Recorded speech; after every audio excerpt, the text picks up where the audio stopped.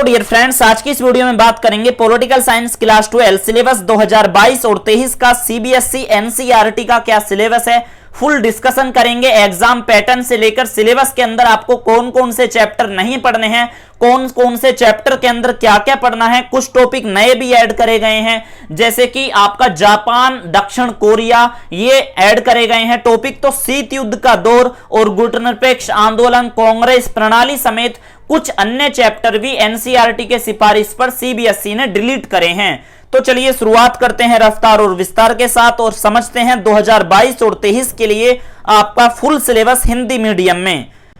तो देखिएगा, सबसे पहले हम एग्जाम पैटर्न की बात कर लेंगे कि सीबीएसई ने अपने एग्जाम पैटर्न में काफी बड़े बदलाव करे हैं, जिसके अंदर आपको बता दें कि सीबीएसई का पिछली साल जो है कोरोना के कारण जो है सीबीएसई ने अपने 2 बार बोर्ड के एग्जाम लेने का फैसला किया था, यानी कि टर्म वाइज 2 बार एग्जाम, जिसके अंदर पहला टर्म में एमसीक्यू क्वेश्चन होते थे और दूसरे टर्म में जो है आपको रिटर्न एग्जाम देना पड़ता था लिखकर, ठीक है।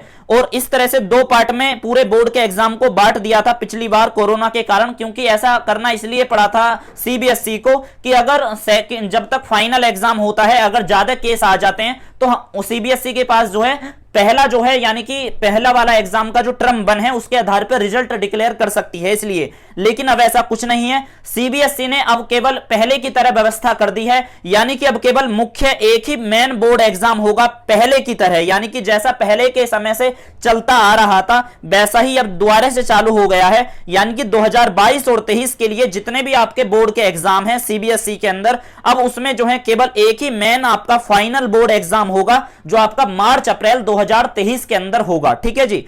तो ये आपको बात अच्छे से समझ में आ गई होगी। और ये चेंज जो करे गए हैं 21 अप्रैल 2022 को सीबीएसई ने अपना नोटिस निकाला था, उसके तहत ये बड़े बदलाव करे गए हैं, ठीक है। तो अब आपका टर्म वाइज एग्जाम नहीं होंगे 2 बार, अब केवल एक ही फाइनल मेन बोर्ड एग्जाम होगा आपका, जो आपका साल में एंड में होता था, यानी कि जो आपका मार्च अप्रैल में होता था, और तो वही एक आपका मेन बोर्ड एग्जाम होगा, ठीक है। और जो सीबीएसई के स्टूडेंट हैं वो ध्यान रखें कि आपका जो सब्जेक्ट कोड है पॉलिटिकल साइंस का वो 028 है, यानी कि ये 028 आपको वैसे अभी काम आने वाला नहीं है कोड, पर ये है जब आपका बोर्ड का एग्जाम होता है ना वहां पर ये सब्जेक्ट कोड आपको डालना पड़ता है, तो ध्यान रखना 028 आपका ये सब्जेक्ट कोड है, ठीक है।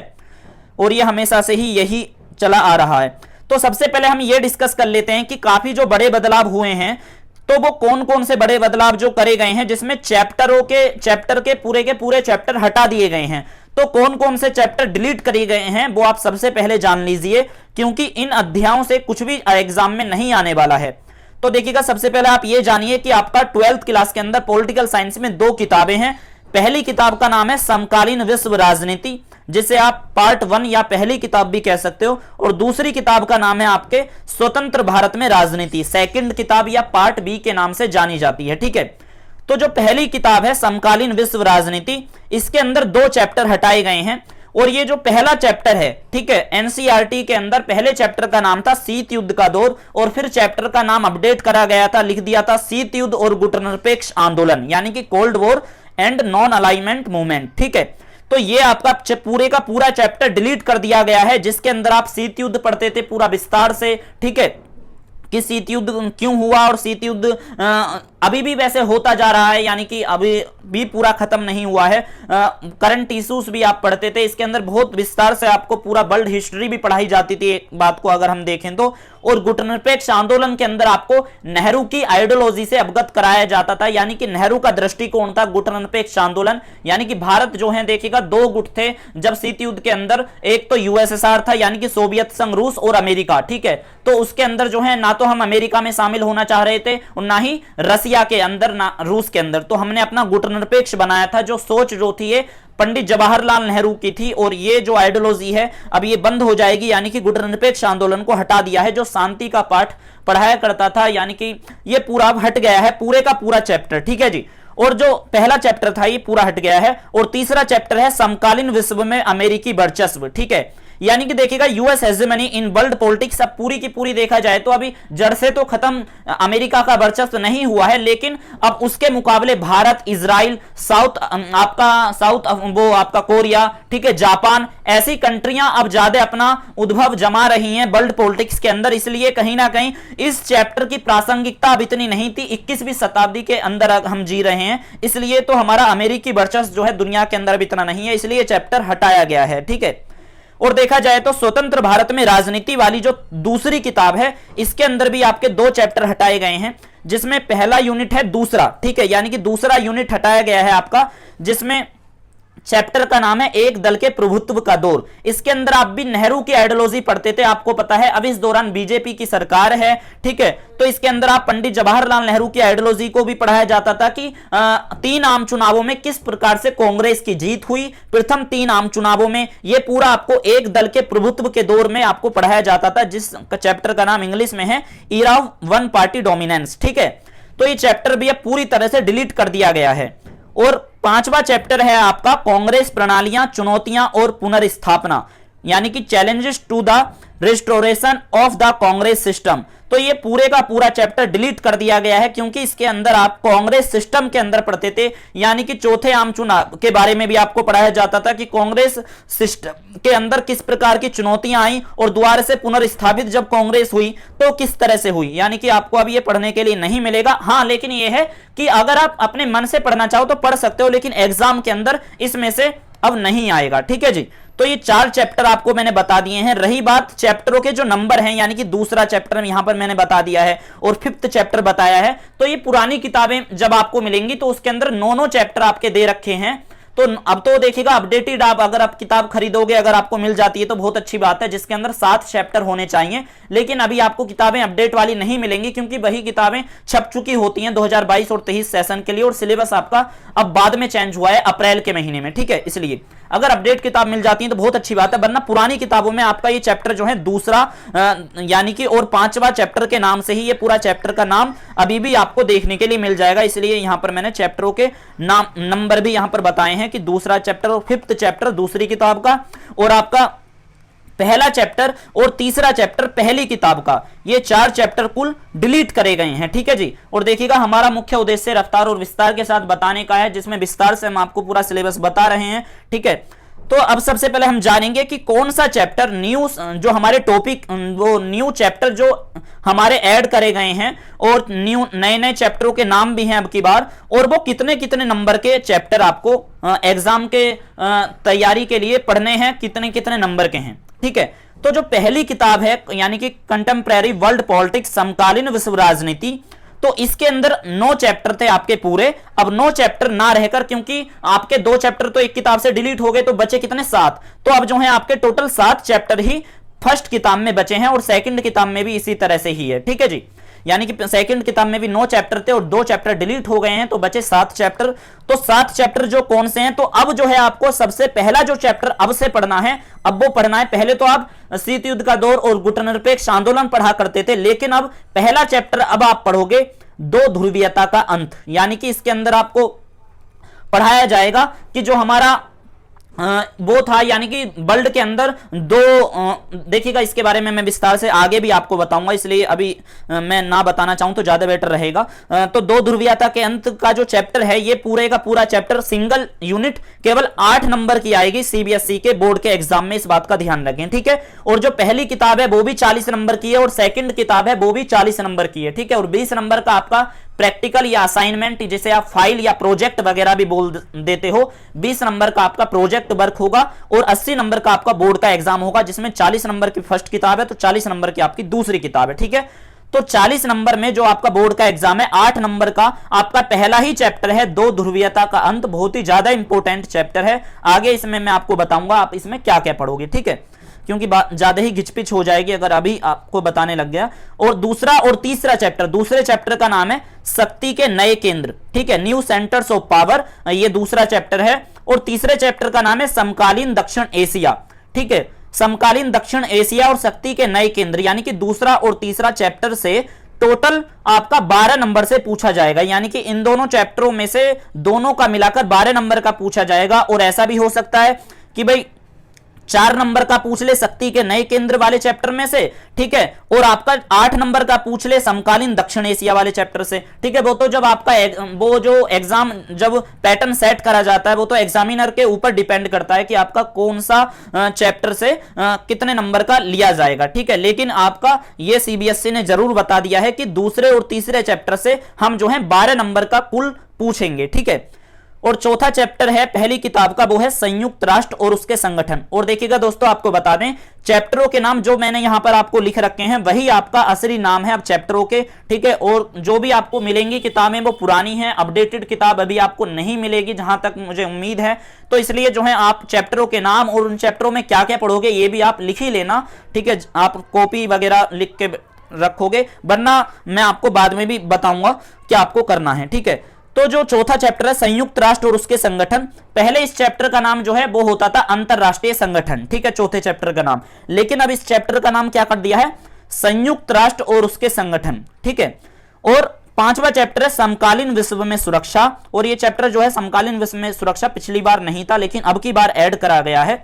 तो ये चौथा और पांचवें चैप्टर से दोनों चैप्टरों में से मिलाकर टोटल 10 नंबर का पूछा जाएगा, ठीक है। और आप 10 नंबर का मतलब ऐसे मत समझ लेना कि चौथे चैप्टर से 5 नंबर का पूछेगा और पांचवें चैप्टर से 5 नंबर का पूछेगा, ऐसा नहीं है। देखिएगा वो एग्जामिनर के ऊपर डिपेंड करता है कि आपका पेपर जब सेट करा जाएगा कि 4 नंबर का समकालीन विश्व सुरक्षा वाले चैप्टर से पूछ लिया तो 6 नंबर का भी संयुक्त राष्ट्र वाले चैप्टर से पूछ सकता है, क्योंकि दोनों चैप्टर मिलाकर 10 नंबर का आपसे पूछा जाएगा, ठीक है, जो सवाल होंगे आपके।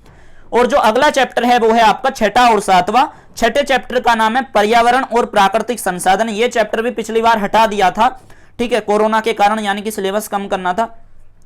पर्यावरण और प्राकृतिक संसाधन। और सातवां चैप्टर है वैश्वीकरण, ठीक है। वैश्वीकरण आप जब बीए करोगे दिल्ली यूनिवर्सिटी या किसी अदर यूनिवर्सिटी से, तो बीए के अंदर आपको वैश्वीकरण का पूरा पेपर देना होता है। और इस दौरान हम अपनी ग्रेजुएशन फाइनल कर रहे हैं तो हमारे पास वैश्वीकरण का ही पेपर है पूरे का पूरा, ठीक है।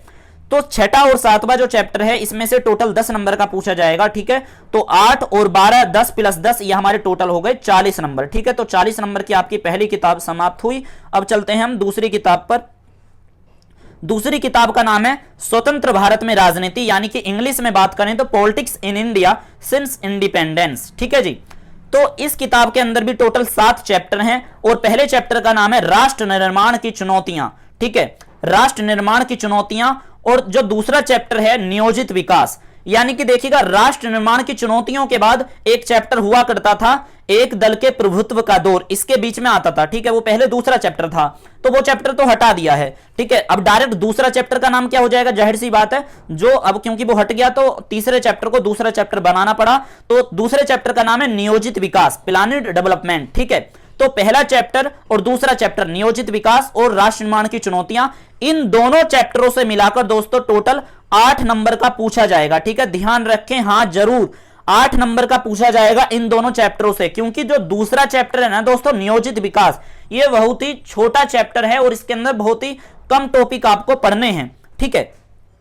और जो तीसरा चैप्टर है वो है भारत की विदेश नीति, इंडिया फॉरेन पॉलिसी। ये देखिएगा ये बीए में या बीए ऑनर्स पॉलिटिकल साइंस जब आप करोगे पॉलिटिकल साइंस से, तो भारत की विदेश नीति का एक पूरा एग्जाम होता है, पूरा एक पेपर है।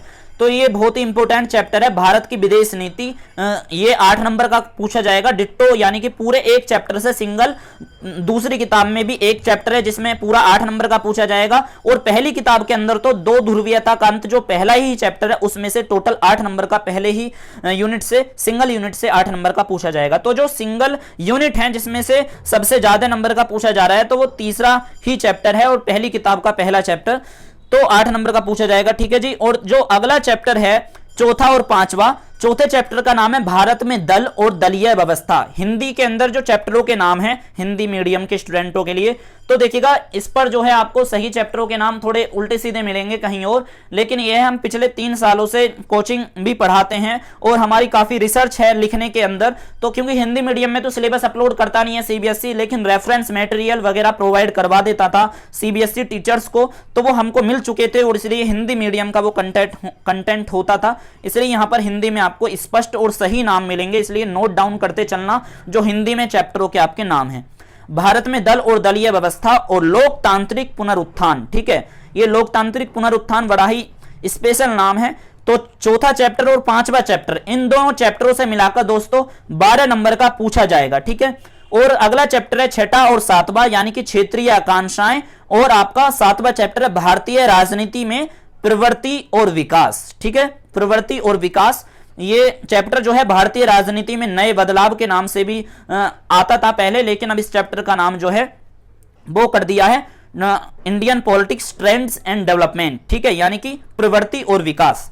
तो इन दोनों चैप्टरों से, यानी कि क्षेत्रीय आकांक्षाओं वाले चैप्टर से, क्षेत्रीय आकांक्षाएं वाला चैप्टर थोड़ा छोटा है और सातवां चैप्टर काफी बड़ा है, और इन दोनों चैप्टरों से मिलाकर आपका टोटल 12 नंबर का पूछा जाएगा, ठीक है जी। अब हम बात करेंगे कि किस चैप्टर के अंदर आपको विस्तार से क्या क्या पढ़ना है, और मैं भी अपना इसमें आपको पॉइंट ऐड करूंगा, यानी कि किस थोड़ी स्टोरी हम इंक्लूड करने की कोशिश करेंगे कि वो थ्योरी क्या है उस चैप्टर के उस टॉपिक के अंदर, ठीक है। तो चलिए शुरुआत करते हैं। और मैंने आपको बता ही दिया है कि आपका टोटल जो बोर्ड का एग्जाम होगा वो केवल एक ही होगा, 80 नंबर का आएगा, ठीक है, जो मार्च अप्रैल में होगा 2023 में। और प्रोजेक्ट वर्क आपका होगा 20 नंबर का, सीबीएसई के स्टूडेंटों के लिए 20 नंबर का आपका प्रोजेक्ट फाइल वगैरह आपको देनी है, ठीक है। और आपका इस प्रकार से 100 मार्क्स आपके बैठेंगे टोटल, ठीक है। तो चलिए जानते हैं हम अपना जो हमारी पहली किताब है समकालीन विश्व राजनीति, यानी कि कंटेम्परेरी वर्ल्ड पॉलिटिक्स। इसके अंदर जो टोटल 7 चैप्टर हैं, तो किस किस चैप्टर के अंदर आपको क्या क्या पढ़ना है समझते हैं। तो देखिएगा दोस्तों, जो पहला चैप्टर है यानी कि दो ध्रुवीयता का अंत, इस चैप्टर के अंदर आप पढ़ाया जाएगा आपको कि दो ध्रुवीयता का अंत का मतलब क्या है। कि देखिएगा शीत युद्ध का जो अंत हो गया 1991 में, 1991 में कैसे हो गया कि भाई आपका सोवियत संघ रूस जो है वो 15 टुकड़ों में बट गया, यानी कि जो उसकी एकता थी, अखंडता थी, वो अलग अलग हो गई, यानी कि वो टूट गए, टुकड़ों में बट गया। पूरा जो देश था रसिया, यानी कि सोवियत संघ रूस कहते थे उसे उस दौरान, रसिया तो अब कहते हैं, तो 15 टुकड़ों में बट गया था। जब उसकी एकता पूरी तरह से समाप्त हो गई, या मतलब कि देश पूरा टूट गया, तो कहीं ना कहीं शीत युद्ध खत्म हो गया। यानी कि बता दें आपको, इस चैप्टर का नाम दो ध्रुवीयता का अंत इसलिए रखा गया है क्योंकि देखिएगा जब शीत युद्ध का समाप्ति की ओर था, यानी कि पूरे वर्ल्ड के अंदर 2 गुट थे, अमेरिका वाला गुट एक, ठीक है, जो अमेरिका के साथ देश थे, और एक वो गुट था जो मतलब कि सोवियत संघ रूस के साथ था। तो सोवियत संघ रूस तो मतलब कि पूरा देश टूट गया। जब टूट गया एक गुट, तो क्या हुआ, दो ध्रुवीयता का अंत हो गया, यानी कि अब वर्ल्ड के अंदर जो है हमारे इन 2 गुट का समाप्त हो गया। अब केवल अमेरिका बचा सुपर पावर पूरे वर्ल्ड के अंदर। और अगला चैप्टर पहले हुआ करता था आपका, इसलिए कौन सा, यूएस हेजेमनी इन कंटेम्परेरी वर्ल्ड पॉलिटिक्स, यानी कि समकालीन विश्व में अमेरिकी वर्चस्व। और इसलिए चैप्टर इसलिए हटाना पड़ा जो मैंने आपको बता दिया था उसके बारे में, क्योंकि ये चैप्टर इसलिए हटा दिया समकालीन विश्व में अमेरिकी वर्चस्व, क्योंकि 21वीं सदी के तौर पे ये चैप्टर का इंपोर्टेंस अब उतना नहीं था, ठीक है। तो दो ध्रुवीयता के अंत का मतलब यही है कि शीत युद्ध का अंत होना, यानी कि सोवियत संघ का टूटना, और यानी कि जो विघटन हो गया सोवियत संघ का। और इसमें सोवियत संघ पढ़ोगे आप पूरा विस्तार से, सोवियत संघ की आइडियोलॉजी को भी थोड़ा पढ़ाया जाएगा अगर टीचर पढ़ा पाते हैं तो, ठीक है। इसके अंदर देखिएगा यूनिपोलर वर्ल्ड के बारे में भी आप पढ़ोगे। देखिएगा दोस्तों, यूनिपोलर वर्ल्ड का मतलब क्या होता है, इसका मतलब बता दूं। वैसे इसका हिंदी में मतलब लिख लेना, मैंने इंग्लिश में टाइप कर दिया है ये।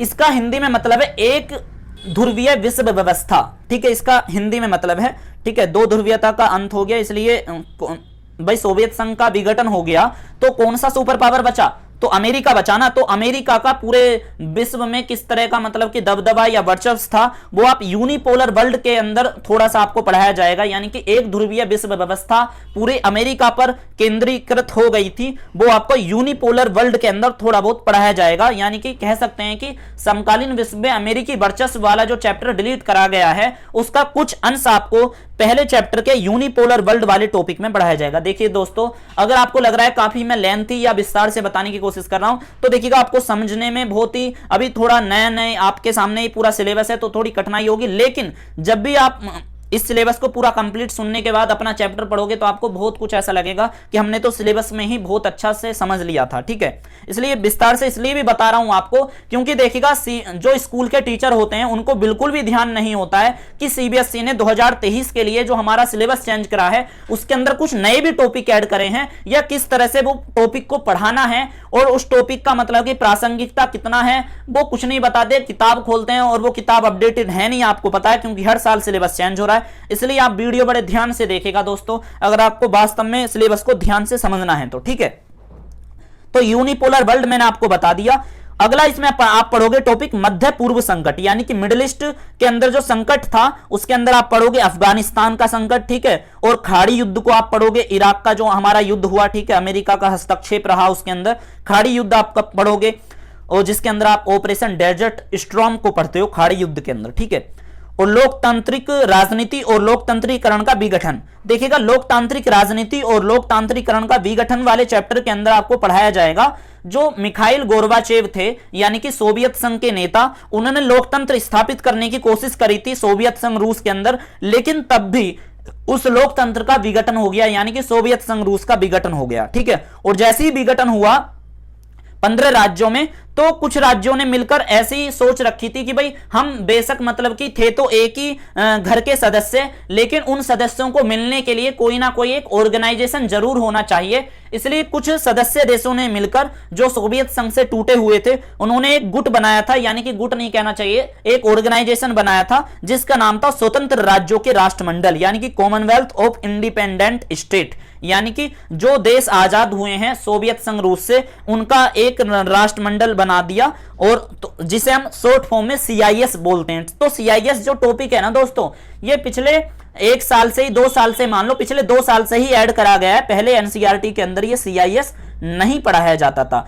और मध्य पूर्व संकट के अंदर आपको 21वीं सदी का अरब विद्रोह भी आपको पढ़ाया जाएगा, जिसे आप अरब स्प्रिंग के नाम से भी जानते हो, जो 2010 से शुरू हुआ था, यानी कि 21वीं सदी की बात कह रहा है, जाहिर सी बात है, जिसकी शुरुआत ट्यूनेशिया से शुरू हुई थी, और जो फिर जो है मिडिल ईस्ट से लेकर अफ्रीका तक फैला, और तो जिसकी शुरुआत 2010 में ट्यूनेशिया से हुई थी। और वो एक व्यक्ति रहता है जो आग में जल जाता है, ठीक है, वो मोहम्मद वाऊजीजी उसका नाम था। तो अरब स्प्रिंग नाम का जो दोस्तों ये टॉपिक है ना, ये आपका पिछली साल ही ऐड करा गया था, इसलिए नया टॉपिक है, इसलिए मैं जोड़ देकर आपको बता रहा हूं। अरब स्प्रिंग को आपको बड़े ध्यान से पढ़ना, बहुत ही शानदार इसकी स्टोरी है। तो फेसबुक पे वो वायरल हो गया था, सोशल मीडिया का क्या इंपॉर्टेंस है अरब स्प्रिंग के अंदर, वो भी आप पढ़ोगे, ठीक है।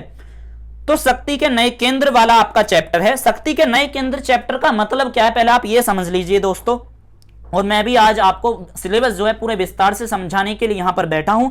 शक्ति के नए केंद्र का मतलब है, देखिएगा समकालीन विश्व में अमेरिकी वर्चस्व चैप्टर इसलिए ही हटाया गया था क्योंकि उस चैप्टर का हटा दें, अगर ना हटाते तो इस चैप्टर का फिर क्या प्रासंगिकता रह जाएगा, क्या इंपोर्टेंस रह जाएगा। क्योंकि एक तरफ तो NCERT ये भी कह रहा है कि समकालीन विश्व में अमेरिकी वर्चस्व, और हमें इजराइल और भारत जैसे देश और रसिया और चीन और इजराइल देशों के बारे में भी बताया जा रहा है। तो अमेरिकी वर्चस्व तो अब थोड़ा बहुत, इतना नहीं रह गया, थोड़ा बहुत है अमेरिकी वर्चस्व पूरे वर्ल्ड पॉलिटिक्स में। देखिएगा अभी भी अपना रुतबा अमेरिका रखता है, ऐसी बात नहीं है, लेकिन अब इतना नहीं है जितना शीत युद्ध के बाद था, यानी कि 1991 के बाद था, ठीक है। क्योंकि आपको पता है जापान के हिरोशिमा और नागासाकी पर जो अमेरिका ने बम गिराए थे, कहीं ना कहीं उससे उसकी वर्चस्वता का उल्लेख मिलता है अमेरिका का। तो बात अब वो थोड़ी रही ना 21वीं सदी के अंदर। तो 21वीं सदी के अंदर जो पावर है, पावर के जो केंद्रीय पॉइंट है ना, वो बदल रहे हैं। तो वो कौन बदल रहे हैं, ऑर्गेनाइजेशन भी अब उसका रूप लेते जा रहे हैं और देश भी लेते जा रहे हैं। तो ऑर्गेनाइजेशन के अंदर आप पढ़ोगे, देखिएगा चैप्टर का नाम का अर्थ मैंने आपको बता दिया है कि शक्ति के नए केंद्र का मतलब यह है जो पूरे वर्ल्ड के अंदर जो पावर के रूप में देश या ऑर्गेनाइजेशन उभर रहे हैं नए नए, वो कौन से हैं। इसलिए इस पेपर का नाम, इस चैप्टर का नाम इंग्लिश में है न्यू सेंटर्स ऑफ पावर, ठीक है। तो संगठन के अंदर आप इसमें पढ़ोगे नंबर 1 यूरोपियन यूनियन, यानी कि यूरोपीय संघ। तो बहुत ही अच्छा यूनियन मानता हूं मैं अपनी तरफ से। यूरोपियन यूनियन की तरह कोई भी मुझे ऐसा ऑर्गेनाइजेशन नहीं लगता, यानी कि इसकी जितनी वो करो तारीफ करो यूरोपियन यूनियन की, इतनी ही कम है। क्योंकि इसका जो वो है ना, इसकी जो मतलब कि इसकी उपलब्धियां थी, जो इसने सोचा था यूरोपियन यूनियन ने, वैसा वैसा ये करता है, इंप्लीमेंटेशन पे बहुत ज्यादा विश्वास रखता है। मतलब जैसे यूनाइटेड नेशन है, जैसे मान के चलो अब यूक्रेन के अंदर देखिएगा युद्ध हो रहा है, ठीक है, आपको पता होगा 12th के अंदर आप आ चुके हो। अब तो यूक्रेन के अंदर अब युद्ध हो रहा है, तो रसिया उसमें उसे मारता जा रहा है, यानी कि खदेड़ता जा रहा है। तो यूनाइटेड नेशन जैसे बड़े बड़े ऑर्गेनाइजेशन देखो कुछ नहीं कर पाए, लेकिन यूरोपियन यूनियन जो है वो यूरोपियन देशों का मतलब कि वो है, अगर देखा जाए तो यूरोपियन यूनियन कंट्रियों को देखता है। रसिया तो उससे बाहर है, लेकिन जो है यूरोपियन यूनियन में मैं आपको बता दूं जो आपका यूक्रेन है वो अब शामिल हो गया है। लेकिन तब भी आप यूरोपियन यूनियन का हिस्टोरिकल बैकग्राउंड पढ़ोगे, जो इसने उपलब्धियां हासिल करी हैं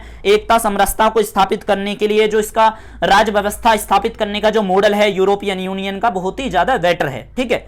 आप आसियान पढ़ोगे, आसियान की फुल है the association of the south east Asian Nations, यानी कि इसके अंदर आप दक्षिण पूर्व एशियाई देशों के बारे में अध्ययन करते हो, यानी कि ये दक्षिण पूर्व एशियाई देशों का संगठन है आसियान। ये इसकी स्थापना वैसे तो 1967 में हुई थी, और इसके अंदर जो देश हैं, सदस्य देश मैं आपको बता दूं तो दक्षिण पूर्व एशियाई के देश हैं, यानी कि एशिया के अंदर जो दक्षिण वाला पार्ट है नीचे का, उसके ईस्ट में यानी कि पूर्व की तरफ जितने भी देश हैं, जिसमें थाईलैंड, वियतनाम हो गया, Cambodia, Singapore, Laos, Indonesia, Myanmar, Malaysia, Brunei और फिलीपींस, ठीक है, और सिंगापुर वगैरह, मतलब ये कंट्रियां जो हैं, आपने सिंगापुर का तो काफी नाम सुना होगा, ठीक है, तो इन कंट्रियों का ग्रुप आसियान है। आसियान की बारे में ही आपको पढ़ाया जाएगा पूरा। और सार्क के अंदर आप भारत और भारत की पड़ोसी देशों के जो कंट्रियां हैं, ये उनका ग्रुप है सार्क, ठीक है। तो ये सार्क भी जो है अब कहीं ना कहीं न्यू सेंटर्स ऑफ पावर के रूप में उभर रहा है, यानी कि सार्क जो है भारत और भारत के पड़ोसी देशों का ग्रुप है, जिसके अंदर आप दक्षिण एशियाई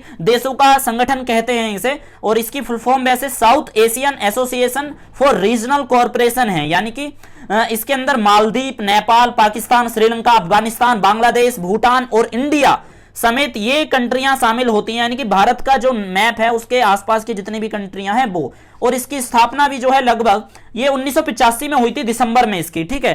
तो सार्क देशों की भी कहीं ना कहीं अब जो है वर्चस्व, या वर्चस्व तो कहना गलत रहेगा, लेकिन इसका भी जो है बढ़ता जा रहा है, धीरे धीरे शक्ति के रूप में ही बढ़ता जा रहा है जो सार्क देशों का है, ठीक है, ग्रुप। और इसी तरह से ब्रिक्स है, और ब्रिक्स का भी कहीं ना कहीं शक्ति के नए केंद्र में बहुत बड़ा अहम योगदान है, क्योंकि ब्रिक्स जो है बहुत बड़ी अर्थव्यवस्था पूरे विश्व की कवर करता है। और ब्रिक्स जो सदस्य, ये ब्रिक्स जो है ना, ये सदस्य देशों के कंट्रियों के नाम ही हैं, क्योंकि जैसे आप समझें ब्रिक्स का जो फुल फॉर्म है वो है ब्राजील, रसिया, इंडिया, चाइना और साउथ अफ्रीका, ठीक है। साउथ अफ्रीका सबसे बाद में ऐड हुआ था, पहले इसका नाम ब्रिक था, और इस ब्रिक्स की स्थापना 2006 में हुई थी, संयुक्त राष्ट्र महासभा के 61वें अधिवेशन के द्वारा हुई थी।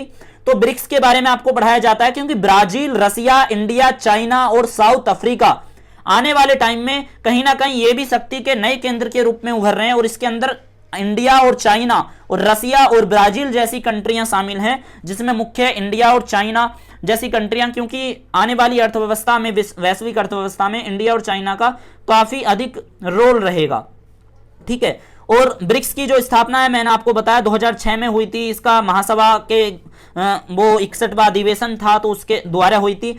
और देखिएगा इसी तरह से आपको पढ़ाया जाएगा राष्ट्र के बारे में, यानी कि ये तो हो गए ऑर्गेनाइजेशन जितने भी मैंने आपको अभी बताए थे। अब राष्ट्र के बारे में आपको पढ़ाया जाएगा रसिया के बारे में।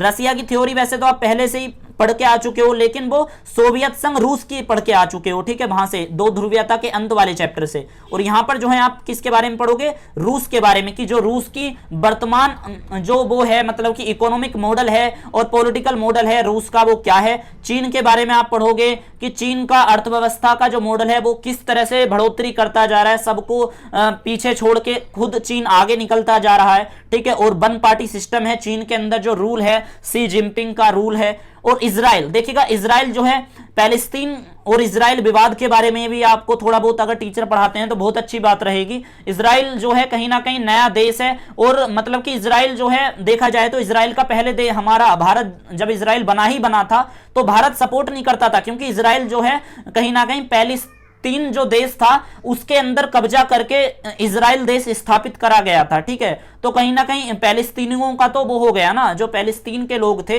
इजराइल जो है यूरोपियन कंट्री है वैसे, ठीक है, बड़ी छोटी सी कंट्री है, लेकिन सेना के मामले में, रक्षा के मामले में, पावर के मामले में बहुत ही हाई फाई कंट्री है इजराइल, ठीक है।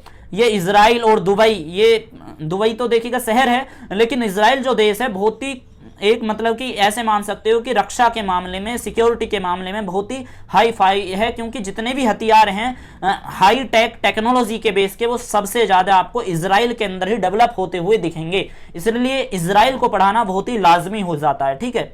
तो देखिएगा इजराइल का हिस्टोरिकल बैकग्राउंड दोस्तों जरूर पढ़ना, बहुत ही अच्छा लगेगा आपको, क्योंकि इजराइल जो देश है इसकी अर्थव्यवस्था किस तरह से डेवलप हुई है। और देखिएगा कोरोना के टाइम में तो इजराइल इतनी तेजी के साथ उभर पाया, क्योंकि इजराइल ने तुरंत ही वैक्सीनेशन सबका कर दिया। पर यह है भाई, जनसंख्या इजराइल की काफी कम है, इसलिए ये भी पॉइंट आपका वो होता है। और भारत भी शक्ति के नए केंद्र में अब उभर रहा है कहीं ना कहीं पावर के रूप में।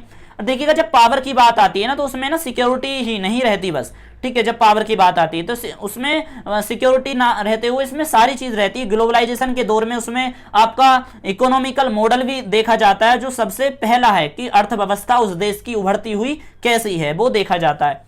और देखिएगा इसके अंदर जो है इसी साल यानी कि अप्रैल 2022 में ये दो नए टॉपिक ऐड करे गए हैं, जिसका नाम है जापान और दक्षिण कोरिया, ठीक है। दक्षिण कोरिया जापान ये आसपास ही पड़ते हैं, बिल्कुल पास की कंट्री है जापान। अब और आपका नॉर्थ कोरिया, नॉर्थ कोरिया तो आपको पता ही है जिसके तानाशाह हैं, वो मैं उनका नाम भी भूल गया, ठीक है। बताना किंग जोन उन है ना नॉर्थ कोरिया के। लेकिन नॉर्थ कोरिया तो देखिएगा सेंटर्स ऑफ पावर के रूप में नहीं है, लेकिन दक्षिण कोरिया धीरे धीरे उभर रहा है, जापान भी उभर रहा है। तो इसलिए इन देशों के बारे में, और दक्षिण कोरिया और भारत का संबंध बहुत ही ज्यादा अच्छा है, क्योंकि मैं आपको दोस्तों बता दूं हमारी यूनिवर्सिटी के अंदर कोरियाई लैंग्वेज में डिप्लोमा और सर्टिफिकेट भी कोर्स कराया जाता है। तो समझ रहे हो कि दक्षिण कोरिया इतनी छोटी देश होने के बावजूद भी कोरियाई भाषा के ऊपर अध्ययन भारत में लोग बाग करते हैं। तो दक्षिण कोरिया और भारत का संबंध बहुत ही बेटर है, और जापान के अंदर जापान की स्टडी भी आप इसमें पढ़ोगे। ध्यान रखें नॉर्थ कोरिया इसमें नहीं है, इस बात का ध्यान रखें, ठीक है। नॉर्थ कोरिया और दक्षिण कोरिया अलग अलग ही हुए थे, पहले कोरिया ही था ये पूरा। तो देखिएगा समकालीन दक्षिण एशिया जो चैप्टर है इसके अंदर आप भारत और भारत के पड़ोसी देश जो हैं उसके अंदर जो डेमोक्रेसी लाने के लिए जो आंदोलन हुए हैं, जो स्ट्रगल देखे हैं भारत और भारत के पड़ोसी देशों ने, ठीक है, और जो मतलब कि प्रयास करे हैं लोकतंत्र स्थापित करने के लिए, दक्षिण एशिया के अंदर शांति और लोकतंत्र स्थापित करने के लिए, वो सभी देशों की आप इसमें स्टडी करोगे, जिसमें पाकिस्तान, नेपाल, बांग्लादेश, श्रीलंका और मालदीव, ठीक है। मालदीव पहले सल्तनत हुआ करता था, और मालदीव जो है आपका लक्षद्वीप से भी नीचे पड़ता है। जब आप नीचे की तरफ देखोगे, तमिलनाडु है ना जहाँ साउथ वाला इस पार्ट है भारत का, उसके सबसे नीचे बहुत ही छोटा सा देश है मालदीव, ठीक है। तो मालदीव के बारे में पढ़ोगे। श्रीलंका का तो देखिएगा अब अर्थव्यवस्था बहुत ही ज्यादा उजड़ चुकी है, चौपट हो गई है, क्योंकि सब चाइना ने बेच बेच के गुलाम बना लिया है, आप ऐसे भी कह सकते हो श्रीलंका को, ठीक है। तो श्रीलंका समेत ये आपका पाकिस्तान, नेपाल और विशेषकर बांग्लादेश और पाकिस्तान, ठीक है, बांग्लादेश और पाकिस्तान के बारे में आपको बहुत ही अच्छे से पढ़ना पड़ेगा। और श्रीलंका में तो लोकतंत्र बहुत अच्छा है, वैसे लोकतंत्र के तहत अगर हम देखें तो अब जाके थोड़ी सी व्यवस्था चरमरा गई है बस, वरना श्रीलंका का काफी बेटर मॉडल है, ठीक है। तो श्रीलंका, ये जितने भी देश हैं इन देशों के अंदर शांति और लोकतंत्र स्थापित करने के लिए, यानी कि दक्षिण एशिया वाला ये जो जोन है, इसमें क्या संघर्ष हुए हैं, क्या प्रयास हुए हैं, वो आप सारा इसके अंदर पढ़ोगे, ठीक है।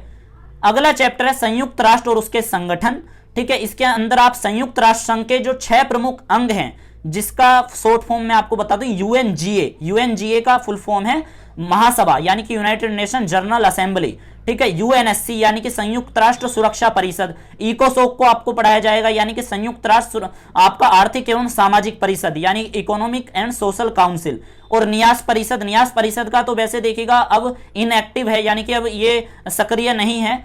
न्यास परिषद, इसे प्रन्यास परिषद भी बोल देते हैं, लेकिन ये संयुक्त राष्ट्र संघ के 6 प्रमुख अंगों में आता है, लेकिन अभी इनएक्टिव है, लेकिन आपको पढ़ाया जाएगा। और अगला है इंटरनेशनल कोर्ट ऑफ जस्टिस, यानी कि आपको पता है किसी भी देश का तो देखिएगा, जैसे भारत है, भारत के अंदर सबसे बड़ा कोर्ट सुप्रीम कोर्ट है, उससे बड़ा कुछ नहीं है, ठीक है, भारत के अंदर। लेकिन अंतरराष्ट्रीय स्तर पर यूनाइटेड नेशन का भी एक कोर्ट है, जिसका नाम है international court of justice, ICJ, ठीक है। और जो 6ठा अंग है दोस्तों यूनाइटेड नेशन का, वो है यूनाइटेड नेशन सेक्रेटरिएट, यानी कि सचिवालय, जो हेडक्वार्टर है मतलब। और देखिएगा सभी का मैं आपको बता दूं, सभी के दोस्तों जो हेडक्वार्टर है ना यूनाइटेड नेशन के जितने भी अंग है, सभी के न्यूयॉर्क के अंदर हैं। लेकिन ICJ यानी कि इंटरनेशनल कोर्ट जो है ना यूनाइटेड नेशन का, उसका हेडक्वार्टर केवल नीदरलैंड के हैग में स्थित है, ठीक है, ये याद रखना। और यूनाइटेड नेशन की प्रमुख एजेंसियां आप पढ़ोगे, जिसके अंदर यूनेस्को और यूनिसेफ और WHO और अंतरराष्ट्रीय श्रम संगठन यानी कि ILO के बारे में आपको पढ़ाया जाएगा। तो देखिएगा यूनेस्को जो है, यूनेस्को विश्व धरोहर, कहीं ना कहीं आपने हेरिटेज सेंटर यूनेस्को सुने होंगे, दिल्ली के अंदर बहुत सारे यूनेस्को हेरिटेज सेंटर हैं, ठीक है, विश्व धरोहर जिसे आप कह देते हैं। तो यूनेस्को की फुल फॉर्म जो है United Nation Educational, Scientific and Cultural Organisation है, और इसकी स्थापना 1945 में ही हुई थी। और यूनिसेफ की भी स्थापना 1946 अगले साल हुई थी। लेकिन यूनेस्को का जो हेडक्वार्टर है वो पेरिस में है, इस बात का ध्यान रखना, ठीक है, यानी कि फ्रांस में। और वहीं बात करें यूनिसेफ की, तो यूनिसेफ की जो फुल फॉर्म है वो है यूनाइटेड नेशन चिल्ड्रंस फंड, ठीक है, चिल्ड्रंस फंड है इसकी जो फुल फॉर्म है, अब बदल चुकी है, पहले कुछ और थी जब इसकी स्थापना हुई थी, अब इसकी full form United Nation children's fund है, ठीक है, यूनिसेफ की। तो ये बच्चों के लिए काम करता है, यूनिसेफ जो है बच्चों से जुड़ा हुआ। और इसमें आप देखिएगा WHO के बारे में पढ़ोगे, WHO तो देखिएगा कोरोना के अंदर WHO ने जो काम करा है सभी को पता है, इसके बारे में मैं क्या ज्यादा ही बताऊं, ठीक है। और WHO का जो हेडक्वार्टर है वो स्विट्जरलैंड में है, यानी कि जिनेवा में जहां तक है। और अगला जो ऑर्गेनाइजेशन है जिसके बारे में बच्चों को कम पता होता है, अगला है ILO, ठीक है, अंतर्राष्ट्रीय श्रम संगठन। और देखिएगा अंतर्राष्ट्रीय श्रम संगठन में जो है कहीं ना कहीं योगदान है उनका, देखा जाए तो काफी योगदान नहीं कहना चाहिए, मतलब जो थ्योरी है बहुत अच्छी मानते थे डॉक्टर BR अम्बेडकर ILO के बारे में, ठीक है, क्योंकि ILO जो है ना मजदूरों और अंतर्राष्ट्रीय श्रमिकों से जुड़े हुए मतलब कि जो वाद विवाद होते हैं या श्रमिकों के कहीं भी दमन होता है लेबर का, तो उससे जुड़े हुए अधिकारों के बारे में अंतर्राष्ट्रीय मंच पर आवाज उठाता है ILO, अंतर्राष्ट्रीय श्रम संगठन। तो कहीं ना कहीं उनमें जो पॉइंट है अम्बेडकर के भी शामिल होते हैं, लेकिन वो आपको BA में पढ़ाया जाएगा, जहां तक 12वीं क्लास में इतना नहीं पढ़ाया जाता है आपको ये वाला पॉइंट ILO के बारे में। और देखिएगा बहुत ही ज्यादा इंपॉर्टेंट जो इस चैप्टर का अंश है वो है यूनाइटेड नेशन सिक्योरिटी काउंसिल जो है, यानी कि सुरक्षा परिषद जिसे हिंदी में बोलते हो। तो सुरक्षा परिषद के विस्तार की आवश्यकता है, यानी कि अब उसके अंदर चेंजेस होने चाहिए। जिस तरह से वीटो पावर का उल्लंघन कर लेते हैं सभी देश, और वीटो पावर कहीं ना कहीं भारत देश को मिलनी चाहिए, भारत देश को क्यों मिलनी चाहिए, वो सारे बदलाव क्यों होने चाहिए, वो सारा आप यूनाइटेड नेशन के इस वाले पार्ट में पढ़ोगे, संयुक्त राष्ट्र सुरक्षा परिषद के विस्तार की आवश्यकता, ठीक है, जिसे आप UNSC रिफॉर्म्स के नाम से जानते हो। देखिएगा 5वां चैप्टर है, इसका नाम है समकालीन विश्व में सुरक्षा, यानी कि पूरे विश्व में जो है सुरक्षा का जो क्या मॉड्यूल है और सुरक्षा कितने प्रकार की होती है, सुरक्षा किसे कहते हैं। सुरक्षा देखिएगा मुख्य रूप से 2 प्रकार की होती है, ठीक है, आपका परंपरागत और गैर परंपरागत, या पारंपरिक और या गैर पारंपरिक, ठीक है, इसके बारे में आप पढ़ोगे। और दूसरा पढ़ोगे आप इसमें आतंकवाद के बारे में, ठीक है, आतंकवाद में आप आतंकवाद इंडेक्स जो है, टेररिज्म इंडेक्स इंटरनेशनल लेवल का, उसमें अफगानिस्तान जैसी कंट्रियों का नाम कहां पर आता है, ठीक है, ये लेवल आपको इसमें थोड़ा बहुत पढ़ाया जाएगा आतंकवाद के चैप्टर में, अंतरराष्ट्रीय आतंकवाद से जोड़ के भी आपको दिखाया जाएगा। और जब आतंकवाद की बात आती है तो आपके मन में आपको पता है भारत के अंदर जो मुंबई में अटैक हुआ था, ताज होटल का पूरा मामला है, ठीक है, वो एक आतंकवाद से जुड़ा हुआ मामला है। और 9/11 की जो घटना है, अमेरिका के अंदर जो टावर गिरा दिए गए थे, ठीक है, तो वो सारा आतंकवाद का वो है, तो वो सारा आपको पढ़ाया जाएगा। और इस चैप्टर के, और हाँ एक चीज और ध्यान रखें कि इसके अंदर देखिएगा, मैं आपको एक चीज दोबारा से बता देता हूं सभी चैप्टरों की, कि टीचर जो है इस चैप्टर को कवर करने के लिए कितनी कितनी क्लास आपकी लेंगे, ठीक है, तो मैंने लिख रखा है ना 22 क्लास लगेंगी आपकी, यानी कि 22 पीरियड्स आपके लगेंगे इस पूरे चैप्टर को कवर कराने के लिए। CBSE ने गाइडलाइंस में लिख दिया है सीधे सीधे, ठीक है। और देखिएगा जाहिर सी बात है, आपको बताया कि कोई भी टीचर होते हैं, बहुत ही कम टीचर होते हैं जो 22 या 22 से अधिक क्लास ले पाते हैं उस चैप्टर को पूरा अच्छे से कवर कराने के लिए, ठीक है। 22 का मतलब रेगुलर क्लास चलनी चाहिए, 1 घंटे की एक क्लास होती है, इस तरह से 22 क्लास में आपका ये वाला चैप्टर खत्म होगा पहला, और दूसरा आपका चैप्टर 18 क्लास में खत्म होगा, तो तीसरा भी 18 क्लास में खत्म होगा, और चौथा चैप्टर भी 12 क्लास में खत्म होगा ये, और जो 5वां चैप्टर है ये कम क्लास में खत्म हो जाएगा, केवल 12 क्लास में। लेकिन देखिएगा संयुक्त राष्ट्र और उसके संगठन वाला चैप्टर है ना दोस्तों, ये आपको लग रहा होगा बड़ा है, लेकिन ये इतना बड़ा नहीं है इसके अंदर, क्योंकि आपको थोड़ा थोड़ा ही सभी ऑर्गेनाइजेशन के बारे में पढ़ना होता है, इसलिए, ठीक है।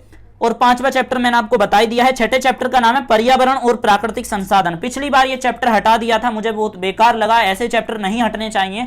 और देखिएगा दोस्तों, ये चैप्टर आप पढ़ लो बहुत अच्छे से, तो बीए जब भी आप ग्रेजुएशन करोगे, अपनी हमारी ग्रेजुएशन कंप्लीट होने जा रही है अब, ठीक है, तो जब भी आप ग्रेजुएशन करोगे तो आपको ईबीएस जरूर पढ़ना होता है, इन्वायरमेंटल साइंस आपको जरूर पढ़ाया जाता है। तो ईबीएस में आपका बहुत ही ज्यादा काम आएगा पर्यावरण और प्राकृतिक संसाधन वाला ये चैप्टर, तो इसलिए इस चैप्टर को बड़े ध्यान से पढ़ लेना और इसके नोट्स बड़े संभाल के रखना, क्योंकि फर्स्ट ईयर में जैसे ही आप जाते हो तो ईबीएस आपको पढ़ना होता है बीए के अंदर, ठीक है। तो इस चैप्टर के अंदर आप पढ़ोगे, वैसे इस चैप्टर का नाम इंग्लिश में आपको बता दूं इन्वायरमेंट एंड नेचुरल रिसोर्सेस है, ठीक है। पर्यावरण आंदोलन के बारे में पढ़ोगे, यानी कि पर्यावरण आंदोलन कितने हुए, कौन कौन से हुए, सबका बैकग्राउंड पढ़ोगे आप, क्यों हुए, ठीक है, और उसकी क्या उपलब्धियां रहीं उससे करने से। तो पर्यावरण आंदोलन में चिपको आंदोलन हो गया, ठीक है, बहुत सारे आंदोलन आप पढ़ोगे इसमें। और भूमंडलीय उष्मीकरण, यानी कि देख रहे हो ना आप, इतनी गर्मी अब हो रही है पूरे, आप देख रहे हो कितना टेम्परेचर भारत देशों का इतना हाई होते जा रहा है। तो कहीं ना कहीं ये क्या है, ये ग्रीन हाउस गैसों का उत्सर्जन हो रहा है दबाकर, और कहीं ना कहीं हमारे जो उसमें छिद्र हो रहा है ओजोन परत में, तो इससे कहीं ना कहीं ग्लोबल वार्मिंग बढ़ती जा रही है। ठीक है, तो ग्लोबल वार्मिंग के बारे में आपको पूरा विस्तार से पढ़ना है इसके अंदर। और जलवायु परिवर्तन बहुत ही अहम टॉपिक है, इसमें पढ़ना पड़ेगा आपको क्लाइमेट चेंज के बारे में, जलवायु परिवर्तन के बारे में। ठीक है, और प्राकृतिक संसाधनों का संरक्षण। अगर देखिएगा जलवायु परिवर्तन या ग्लोबल वार्मिंग जैसे टॉपिकों को आप थोड़े स्टोरी टाइप देखना चाहते हो, जो स्टूडेंट होते हैं बहुत ही मतलब कि स्टोरी टाइप अगर आप देखना पसंद करते हो, तो एक चैनल है DW हिंदी, जर्मनी का एक चैनल है, हिंदी पे काम करता है, DW हिंदी। तो इसकी प्लेलिस्ट में आप जब जाओगे तो इन्वायरमेंट से जुड़ी हुई इन्वायरमेंटल से जुड़ी हुई इनकी बहुत सारी वो हैं, तो आप जरूर देख लेना, तो आपको बहुत ही बेटर लगेंगी इनकी जो स्टोरियां हैं। ठीक है, और अगला इसमें टॉपिक है प्राकृतिक संसाधनों का संरक्षण। ठीक है, प्राकृतिक संसाधनों का संरक्षण इसमें आप पढ़ोगे। और देखिएगा हाँ, इसके अंदर ना सम्मेलनों को भी आपको बताया जाएगा, पृथ्वी सम्मेलन से लेकर, ठीक है, क्योटो प्रोटोकॉल सम्मेलन, पृथ्वी सम्मेलन, ये दुनिया भर के बहुत सारे सम्मेलनों को भी इसमें आपको पढ़ाया जाना है। वैश्वीकरण का चैप्टर है अगला, और छठा चैप्टर कवर कराने के लिए और सातवां चैप्टर भी कवर कराने के लिए 12-12 क्लास आपको लेनी है। ठीक है, सातवां चैप्टर है वैश्वीकरण, इसके अंदर आप पढ़ोगे वैश्वीकरण का अर्थ क्या है, ठीक है, परिभाषाएं क्या हैं विद्वानों के अनुसार। और ऐसे ही देखिएगा सुरक्षा वाला जो चैप्टर था ना दोस्तों, समकालीन विश्व में सुरक्षा, तो इसके अंदर विद्वानों के अनुसार क्या क्या परिभाषाएं हैं सुरक्षा को लेकर, वैश्विक सुरक्षा को लेकर, वो आप पढ़ोगे। और वैश्वीकरण के अर्थ के साथ परिभाषा भी पढ़ोगे, और वैश्वीकरण के जो घटक हैं, ठीक है, जो आयाम भी बोल देते हैं, घटक बोल देते हैं, प्रकार बोल सकते हो आप, ठीक है, घटक या आयाम, तो आर्थिक, सांस्कृतिक और राजनीतिक। ठीक है, और चौथा जो नया टॉपिक है, नया ऐड है, ग्लोबलाइजेशन का प्रौद्योगिकी, यानी कि टेक्नोलॉजी के तहत जो हमारा वो हो रहा है, यानी कि इंफॉर्मेशन टेक्नोलॉजी के तहत ग्लोबलाइजेशन का, तो कहीं ना कहीं वो भी एक आयाम के तौर पे आप पढ़ोगे। और विद्वानों की ग्लोबलाइजेशन पर जो बहस है कि गरीब देशों को इसका ज्यादा फायदा हुआ है या ज्यादा नुकसान हुआ है, ये सारा पॉइंट बहस के अंदर आपको पढ़ने वाले हो। ठीक है, बहस का मतलब ऐसे मत सोचना, हाँ बच्चों से तो थोड़ी बहुत हर चैप्टर पे डिबेट तो होती ही है अगर टीचर कराते हैं आपके स्कूल में, पर यह है इस बहस का मतलब इसमें यह है कि जो विद्वानों की जो बहस है, विद्वान जो हैं, जो बड़े बड़े राजनीतिज्ञ हैं, उनकी जो बहस है गरीब देशों का किस तरह से मतलब कि दमन हो रहा है ग्लोबलाइजेशन के चलते, तो वो सारा इसमें अलग अलग थियोरियां हैं, वो आप पढ़ोगे। ठीक है, तो ये था पहला किताब के अंदर। और दूसरी किताब है आपकी politics in India since independence, स्वतंत्र भारत में राजनीति। इसके अंदर भी टोटल 7 चैप्टर हैं, और पहला चैप्टर है राष्ट्र निर्माण की चुनौतियां। इसके अंदर आपको पढ़ाया जाएगा राष्ट्र क्या होता है, राष्ट्र की क्या परिभाषाएं हैं, और किसी राष्ट्र का निर्माण कैसे करा जाता है, जिसमें भारत का राष्ट्र निर्माण, नेशन बिल्डिंग किस तरह से हुआ, हिस्टोरिकल बैकग्राउंड से लेकर वर्तमान तक थोड़ा बहुत इसमें आपको पढ़ाया जाएगा। और सरदार वल्लभ भाई पटेल का क्या योगदान था सभी राज्यों को एकीकरण, यानी कि देश हमारे पूरे देखिएगा, आपको पता है 565 देशी रियासतों रजवाड़ों में पूरा देश हमारा बटा हुआ था, ठीक है, आजादी के दौरान। लेकिन जो है ये सबको एक करने का जो योगदान है, सर्वोपरि योगदान है, उसमें सबसे बड़ी अहम भूमिका सरदार वल्लभ भाई पटेल की है, लौह पुरुष जिसे कहते हैं। ठीक है, और इनका राज्यों का एकीकरण का जो मॉडल था बहुत ही आपका बेहतरीन था। इन्होंने सारे वो अपनाए थे, चाहे साम दंड भेद सब नीतियां अपनाई थी इन्होंने, चाहे प्रेम से नहीं मानना है तो वो दंड से मानेगा, ठीक है, भेदना पड़ेगा फिर उसकी नीतियों को, उससे मानेगा। तो सरदार वल्लभ भाई पटेल का देश को एक करने में, सभी देशी रियासतों रजवाड़ों राज्यों को एक करने में बहुत बड़ा योगदान है। ठीक है, राष्ट्र निर्माण के लिए नेहरू का क्या दृष्टिकोण था वो आपको पढ़ाया जाएगा। ठीक है, विभाजन की विरासत, यानी कि जब देश का विभाजन हो गया 1947 में, तो विरासत का तो मतलब होता है, आपको पता है कि विरासत में जो भी हमें मिल चुका होता है, तो क्या क्या मिला जब विभाजन हो गया भारत का। तो विरासत में हमें देखिएगा शरणार्थी समस्या देखने के लिए मिली, यानी कि शरणार्थियों की चुनौती, यानी कि जो पाकिस्तान के लोग थे वो भारत के अंदर आकर बसे, पाकिस्तान से खाली कर दिया उन्होंने मकान। ठीक है, तो शरणार्थी समस्या भारत के अंदर कहीं ना कहीं बहुत ही ज्यादा देखने के लिए मिली, तो वो आपको इसमें पढ़ाया जाएगा। पुनर्वास की समस्या थी, दोबारा से उन्हें पुनर्वास करना था, क्योंकि वो पाकिस्तान को छोड़कर भारत में आए थे। ठीक है भाई, वो थे तो हमारे ही देश के हिस्से, सबको मंजूरी थी, जो लोग पाकिस्तान में रहना चाहें पाकिस्तान में रह सकते हैं, लेकिन जो अधिकतर हिंदू लोग थे वो पाकिस्तान छोड़कर हिंदुस्तान में आ गए थे, तो वो शरणार्थी समस्या के तौर पर, पुनर्वास के तौर पर आपको पढ़ाई जाएगी। और विभाजन की विरासत में कश्मीर समस्या जो कश्मीर इशू है वो भी आपको पढ़ाया जाएगा। कश्मीर इशू के बारे में थोड़ा बहुत जो करंट इशू है वो आपको क्षेत्रीय आकांक्षाओं वाले चैप्टर में भी पढ़ाया जाएगा, वो जो लास्ट से का चैप्टर है आपका उसमें, ठीक है। और इसमें आपको पढ़ाया जाएगा भाषीय आधार पर जो राज्य का गठन करने को लेकर जो आंदोलन हुए पूरे देश के अंदर, आंध्र प्रदेश से शुरू हुआ था जो, ठीक है। श्री रामुलु पोट्टी नाम के व्यक्ति थे, उन्होंने भूख हड़ताल रखी थी और उनकी मौत हो गई थी, और आंध्र प्रदेश राज्य बना था सबसे पहले भाषीय आधार पर जिसका गठन हुआ। तो उस पर जो राजनीतिक संघर्ष रहा और राज्यों को लेकर जो भाषाई पुनर्गठन हुआ, तो वो सारा इसमें आप पढ़ोगे। और राज्य पुनर्गठन आयोग की जो सिफारिशें थी वो कौन कौन सी थी वो सारा आपको इसमें पढ़ाया जाएगा, ठीक है। और इस चैप्टर को खत्म कराने के लिए टोटल 16 क्लास आपकी लगेंगी। नियोजित विकास प्लानिंग डेवलपमेंट नाम का ये चैप्टर है, इसके अंदर आपको भारत की आर्थिक विकास की बदलती हुई प्रकृति के बारे में आपको पढ़ाया जाएगा, यानी कि जो इंडिया है उसका जो नेचर है डेवलपमेंट का, इकोनॉमिक मॉडल जो है वो डेवलपमेंट का बदलता जा रहा है, तो बदलती जो प्रकृति है वो किस प्रकार की है और उसका क्या लक्ष्य है आने वाली अर्थव्यवस्था को और ज्यादा बेटर करने के लिए, वो सारा इसमें आपको पढ़ाया जाएगा थोड़ा सा पॉइंट। और योजना आयोग के बारे में थोड़ा सा बताया जाएगा। अब योजना आयोग का स्थान नीति आयोग ने ले लिया है। और राष्ट्रीय विकास परिषद के बारे में आपको थोड़ा सा पढ़ाया जाएगा, लेकिन राष्ट्रीय विकास परिषद अब ये एक्टिव नहीं है, ये मतलब कि पहले काम करता था राष्ट्रीय विकास परिषद, पंडित जवाहरलाल नेहरू के समय की बात है, ठीक है। और नीति आयोग जो है, हाँ दोस्तों आपसे मैं क्वेश्चन पूछ रहा हूं, नीति आयोग की फुल फॉर्म बताइए, ठीक है। जो नीति आयोग है NITI, नीति की फुल फॉर्म क्या है, यानी कि नीति आयोग की फुल फॉर्म वीडियो के कमेंट बॉक्स में आप लिख के बताइए, देखते हैं कौन कौन बच्चा नीति आयोग की फुल फॉर्म देता है, ठीक है। अगला चैप्टर है इंडिया फॉरेन पॉलिसी, भारत की विदेश नीति, ठीक है। ये चैप्टर पहले भारत के विदेश संबंध के नाम से भी समझ सकते हो, पहले था, ठीक है। और यूपी बोर्ड में तो इसे भारत के विदेश संबंध के नाम से बता रखा है। भारत के विदेश नीति के जो सिद्धांत हैं, ठीक है, वो सारा आपको इसमें पढ़ाया जाएगा। और इसके अंदर ना भारत के विदेश नीति के जो सिद्धांत हैं, इसके अंदर ना वो भी पॉइंट पढ़ोगे, मुझे याद नहीं आ रहा अभी, मैं आपको बताऊंगा। जो भारत और चीन के बीच हुआ था शांति समझौता, ठीक है, वो अभी याद आ जाएगा तो मैं आपको बता दूंगा। विदेश नीति के सिद्धांत में आप पढ़ोगे कि अन्य राष्ट्रों के साथ भारत के बदलते हुए संबंध कैसे हैं, विदेश नीति की थ्योरी तो पढ़ोगे, यानी कि भारत की विदेश नीति के क्या सिद्धांत हैं, ठीक है। वसुधैव कुटुंबकम की नीति अपनाता है भारत, ठीक है। और भी बहुत सारे जो हमारे से वो हैं, मतलब कि संधियां, वो जितनी हमारी वो साइन होती हैं, ट्रीटी संधि कह देते हैं जिन्हें हम, ठीक है। तो वो जितने भी समझौते होते हैं, शांति समझौते, वो कहीं ना कहीं विदेश नीति के सिद्धांत हैं। और अन्य राष्ट्रों के साथ भारत के बदलते हुए संबंध कैसे हैं, जिसमें आप पढ़ोगे अमेरिका के साथ, रूस के साथ, चीन के साथ भारत का कैसा संबंध है, और इजराइल के साथ भारत का कैसा संबंध है, यानी कि ये तो हो गए वैसे देश।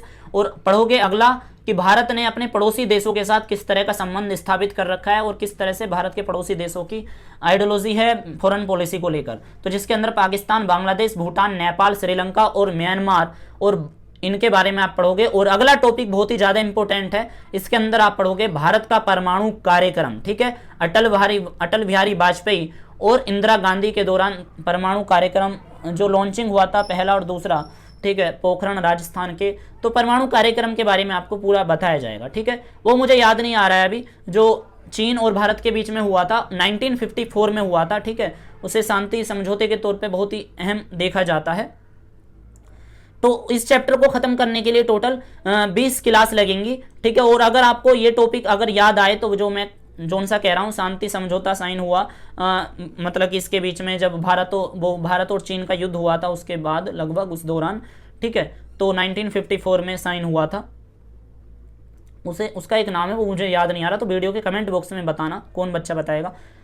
चौथा यूनिट है भारत में दल और दलीय व्यवस्था, इसके अंदर आप पढ़ोगे भारत में एक दल का प्रभुत्व, यानी कि इसमें आप एक दल का प्रभुत्व के अंदर जो कांग्रेस का 3 आम चुनावों में जिस प्रकार की जीत रही उसके बारे में आपको पूरा विस्तार से थोड़ा बताया जाएगा। थोड़ा एक दल के प्रभुत्व का दौर का मतलब यही है। और वन पार्टी सिस्टम भारत के अंदर देखिएगा, ध्यान रखिएगा, भारत में दल और दलीय व्यवस्था का चैप्टर है, तो इसलिए वन पार्टी सिस्टम का मतलब आप चाइना से थोड़ा बहुत समझ लेना, चाइना में क्योंकि वन पार्टी सिस्टम है देखिएगा, ठीक है, इसलिए तो। लेकिन चाइना का पेपर में नहीं आएगा, चाइना का दूसरे चैप्टर से है वो, इस बात का ध्यान रखना, लेकिन इस चैप्टर में चाइना का योगदान नहीं है। लेकिन वन पार्टी सिस्टम का जो रूल है ना अभी भी कायम है हमेशा से ही, और वो चाइना के अंदर आपको देखने के लिए मिलता है, ठीक है। और द्विदलीय प्रणाली क्या होती है वो आपको पढ़नी है इसमें, कि दो पार्टी का जब सिस्टम रहता है। अब देखिएगा मुख्य रूप से नेशनल पॉलिटिक्स इंडिया की जो है कांग्रेस और बीजेपी अभी बनी हुई है बरकरार, ठीक है। देखा जाए तो 21वीं मतलब इस वाली 10 सालों में तो लगभग हम दो ही पार्टी को देख रहे हैं। आम आदमी पार्टी भी उभर रही है, पंजाब में जीत हासिल करी है, तो कहीं ना कहीं नेशनल पॉलिटिक्स में कदम रख रही है, तो त्रिदलीय प्रणाली हो जाएगी फिर। तो द्विदलीय प्रणाली का मॉडल क्या है वो आपको इसमें पूरा पढ़ना है। और अगला है बहुदलीय गठबंधन प्रणाली, यानी कि मल्टी पार्टी कोलिशन सिस्टम के बारे में, बहुदलीय प्रणाली के बारे में, गठबंधन प्रणाली के बारे में आपको पढ़ाया जाएगा। जब गठबंधन की सरकार बनती है तो किस तरह का हालात और किस तरह का वो रहता है, और इसमें भारत के अंदर की भी चीज़ें आपको थोड़ी बहुत पढ़ाई जाएंगी जब गठबंधन हुआ था उस दौरान, ठीक है। लोकतांत्रिक पुनरुत्थान, तो लोकतांत्रिक पुनरुत्थान डेमोक्रेटिक रिसर्जेंस, ठीक है, इसके बारे में आप पढ़ोगे इस चैप्टर में। जयप्रकाश नारायण की संपूर्ण क्रांति, ठीक है, जयप्रकाश नारायण की संपूर्ण क्रांति के बारे में आपको पढ़ाया जाएगा, जिसमें जयप्रकाश नारायण की थोड़ी आइडियोलॉजी भी आपको बताई जाएगी और उनकी संपूर्ण क्रांति का जो आह्वान था गुजरात और बिहार जैसे राज्यों में उन्होंने क्रांति वास्तव में स्थापित करी, लाई। और राम मनोहर लोहिया के बारे में थोड़ा जीवन परिचय बताते हुए आपको उनकी समाजवाद की जो थ्योरी है सोशलिज्म की वो आपको पढ़ाई जाएगी, ठीक है। और पंडित दीनदयाल उपाध्याय, पंडित दीनदयाल उपाध्याय जिनको बीजेपी काफी सपोर्ट करती है, पंडित दीनदयाल उपाध्याय के बारे में आपको पढ़ाया जाएगा। और एकात्म मानववाद की, पंडित दीनदयाल उपाध्याय की जो थ्योरी थी एकात्म मानववाद, ठीक है, उसके बारे में भी आपको इनकी इस थ्योरी के बारे में बताया जाएगा, ठीक है।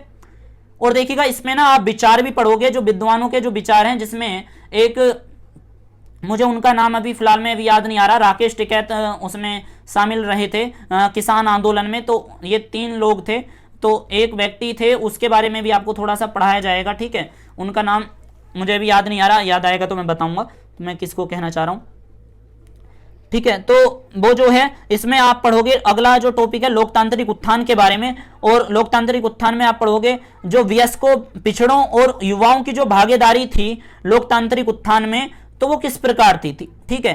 तो लोकतांत्रिक पुनरुत्थान कह लो या उत्थान कह लो, उसमें कहीं ना कहीं किस तरह की थ्योरी है, मतलब कि लोकतंत्र स्थापित करने के लिए वयस्कों ने किस तरह से साथ दिया, क्रांति जब लाए थे जयप्रकाश नारायण, ठीक है। पिछड़ों का क्या योगदान रहा, जिसके अंदर आप ओबीसी वर्ग के बारे में आप पढ़ोगे, और युवाओं की क्या भागीदारी रही, और वयस्कों की, युवाओं की क्या भागीदारी रही लोकतंत्र स्थापित करने में, तो वो आपको इसमें पढ़ाया जाएगा, ठीक है। और इस चैप्टर को खत्म करने के लिए आपके टोटल 20 क्लास आपकी पूरी लगेंगी, इस बात का ध्यान रखें, ठीक है। और छठा चैप्टर है क्षेत्रीय आकांक्षाएं, रीजनल एस्पायरेंट्स है इस चैप्टर का नाम, और इस चैप्टर में आपको पढ़ाया जाएगा क्षेत्रीय दलों का उदय। और अगला चैप्टर है, अगला टॉपिक है पंजाब संकट, ठीक है। क्षेत्रीय दलों के उदय में आपको पढ़ाया जाएगा जो मतलब कि ऐसे बताया जाए कि जो छोटे छोटे समूह होते हैं, दल होते हैं, कहीं ना कहीं उनका भी धीरे धीरे उदय होता जा रहा है। तो क्षेत्रीय दलों के उदय के तौर पे आप बहुत सारी चीज पढ़ोगे, और इसमें पंजाब संकट को आपको पढ़ाया जाएगा कि जो विवाद था उसमें इंदिरा गांधी की हत्या से लेकर सारा हिस्टोरिकल बैकग्राउंड आपको पढ़ाया जाएगा, खालिस्तानी से लेकर, मतलब बहुत सारी चीज है इसमें पंजाब संकट के अंदर, वो आपको सारा पढ़ाया जाना है। और कश्मीर मुद्दा, ठीक है, कश्मीर इशू पहले भी फर्स्ट चैप्टर में भी आप पढ़ चुके हो, लेकिन यहाँ पर आप वर्तमान इंसिडेंट को ध्यान में रखते हुए जो मतलब कि जो धारा 370 हटी है, हमारे संविधान के अनुच्छेद 370 हटाया गया है, और 35 से जो हटा है कश्मीर के तहत, तो कहीं ना कहीं जो स्पेशल दर्जा दे रखा था कश्मीर को, अब वो साधारण अन्य राज्यों, अन्य केंद्र शासित प्रदेशों के तहत अब हम उसके साथ पेश रहेंगे, और वो हमारे साथ, तो कश्मीर का जो वो पूरा इशू था वर्तमान तक का, वो आपको इसमें पढ़ाया जाना है, ठीक है। स्वायत्ता के लिए जो आंदोलन हुए हैं वो आपको इसमें कहीं ना कहीं पढ़ने हैं। स्वायत्ता के लिए जो आंदोलन मतलब कि जो जिन जिन उन्होंने करे हैं कि भाई हमको आज़ाद रहना है, हमको मतलब कि जो मांग उठती है कहीं ना कहीं वो हर जगह उठती रहती है, वो ऐसी बात नहीं है। जैसे कि भाई मान के चलो कि उत्तर प्रदेश इतना बड़ा राज्य है, उसमें कि भाई जो हमारा पश्चिमी उत्तर प्रदेश है वहां के लोग मांग उठाने लग जाएं कि पश्चिमी उत्तर प्रदेश को अलग करो, ठीक है, तो ऐसे नहीं होता है। और मतलब उसके लिए लोग बाग आंदोलन करते हैं, तो तब जाके क्रांति बगावत होती है, तब जाके होता है सारा। मुझे ना इन बंदे का नाम ना याद नहीं आ रहा है अभी, उनका नाम ना यादव करके है, वो राकेश टिकैत के साथ रहते थे। तो अभी देखो मैं अगर आपको बता दूं तो योगेंद्र यादव जो है ना, तो योगेंद्र यादव को आपको इसमें पढ़ना पड़ेगा। जो योगेंद्र यादव ने थ्योरियां दी हैं लोकतांत्रिक उत्थान की, उसमें उन्होंने स्टेज बताई हैं, मतलब कि वो सारा दोस्तों आपको पढ़ना पड़ेगा। इस बात का ध्यान रखें, क्योंकि सीबीएसई ने जब टीचरों को जो वो देते हैं, क्या बोलते हैं उसे, रेफरेंस मटेरियल कि बच्चों को क्या पढ़ाना है, जो न्यू टॉपिक ऐड करे गए हैं, तो उसमें लोकतांत्रिक उत्थान के अंदर जो आपके योगेंद्र यादव हैं उनकी थ्योरियां भी शामिल हैं। और योगेंद्र यादव दोस्तों ये ना वर्तमान किसान नेता के तौर पे काफी उभरे थे, और इनका नाम काफी आपने सुना नहीं होगा, मुझे याद नहीं आ रहा था। और राकेश टिकैत और योगेंद्र यादव तो ये प्रमुख चेहरे थे जब किसान आंदोलन पूरे देश में चल रहा था। अब तो किसान बिल माफ कर दिया, वो हटा दिया मतलब, ठीक है। तो जब से ना मैं यही सोच रहा था इन्हीं का इनाम, और खैर अब ये याद आ गया। तो योगेंद्र यादव को इसमें आपको पढ़ना है, ठीक है। तो 7वां जो यूनिट है, उस 7वें यूनिट का नाम है भारतीय राजनीति, प्रवृत्ति और विकास।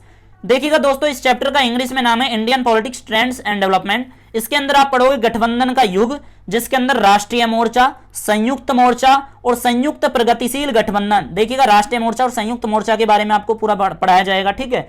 और इसके अंदर यूपीए, देखिएगा दोस्तों यूपीए का मतलब क्या होता है। यूपीए का मतलब है कि संयुक्त प्रगतिशील गठबंधन जो है उसको कहते हैं जो कांग्रेस और कांग्रेस को सपोर्ट करने वाली जो पार्टियां होती हैं, अगर उनकी सरकार बनती है कहीं भी तो वो यूपीए की सरकार कहलाती है, ठीक है। तो यूपीए की सरकार, डॉक्टर मनमोहन सिंह की सरकार 2 बार बनी, यूपीए की पहली और दूसरी, वो उसके बारे में आपको थोड़ा पढ़ना है सारा विस्तार से लगभग, ठीक है। और राष्ट्रीय जनतांत्रिक गठबंधन यानी कि एनडीए, नेशनल डेमोक्रेटिक अलायंस, ठीक है। और यूपीए की फुल फॉर्म है यूनाइटेड प्रोग्रेसिव अलायंस, ठीक है। और राष्ट्रीय जनतांत्रिक गठबंधन यानी कि एनडीए, एनडीए का मतलब है कि जो बीजेपी को सपोर्ट करने वाली या बीजेपी के आइडियोलॉजी को सपोर्ट करने वाली जितनी भी पार्टियां हैं वो एनडीए के तहत आती हैं। तो उनकी जो सरकार है, अटल बिहारी वाजपेयी और नरेंद्र मोदी तक की जो एनडीए की गवर्नमेंट है, उन सारा कुछ आपको पढ़ना है इस वाले चैप्टर में, ठीक है। और विकास और शासन के मुद्दे, जिसमें आपको विकास के जो मुद्दे रहे, शासन के मुद्दे, ठीक है। जैसे कि मान के चलो बहुत सारे हैं, जैसे कि भाई इसके अंदर अब